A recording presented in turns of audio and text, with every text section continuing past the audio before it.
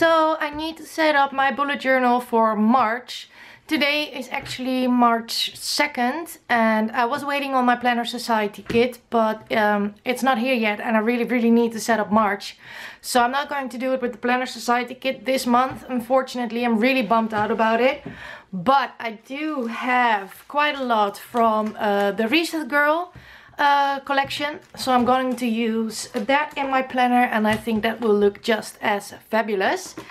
So that is what I'm going to use. Now I'm going to first flip you through February to show you how I did. So this was my first page. If you want to see how I set this baby up, I have the video, I think in the eye or something, or link down below. And I have a playlist on my bullet journal, so you can check that out. So this is my February all filled out. Yeah, I don't have much to say about it. It's just how it is. I got these super cool planner stickers from the Coffee Monsters Co., I believe. Yes. And they have a wonderful Etsy store, and that is what I'm using here. And aren't these cute? So I went to the museum with school and of course I had to use this little guy over here. Is so cute. I love her stickers, they're wonderful quality. So this was test week, which was a pretty busy week. Now I had someone ask me why I do the dash line, so I'm going to explain it to you. These first columns are time set schedules, so this just happens on a time. I need to be there and that's that. Then here I usually put my homework here, or important to-dos that can't go on another day. I need to finish it that day, it is very important, so that has a priority. Then in the last box I put my flexible to-dos, or when I post, because it's schedule up front, I just need to remember that I do my social media. And sometimes I document little things here. So here I got some happy mail from Lizzie and Susanna. I document that over here. My best friend's birthday, that kind of stuff. Then this is my timetable for school and my school tracker. So here are all the assignments that I have to finish this period, and then I can just cross it off. Then this is another week. Yeah, as you can see, I just track little things here and there. So when I get an order or something like that. Then this week, and I really needed some brightness, so I just grabbed some summer embellishments. Why not? It's your bullet journal, you can do whatever you want. So you just do whatever you like. It doesn't have to be specific to a theme, or it doesn't have to be specific to the season. Then these are some notes on InDesign, which I'm learning this period, or last period, and a little bit on this period. So I just kept this page blank because I know there will be more notes. And then this week, we are today, Friday the 2nd. So I'm going to start setting up March, because tomorrow is the live stream. I don't know when I upload it, but for me tomorrow is the live stream and I know that I don't have time to do that, and I want to chill out on this day because Monday school will start again. So this is where my March setup will start. I hope you enjoyed this video and I will see you all in the process. Bye!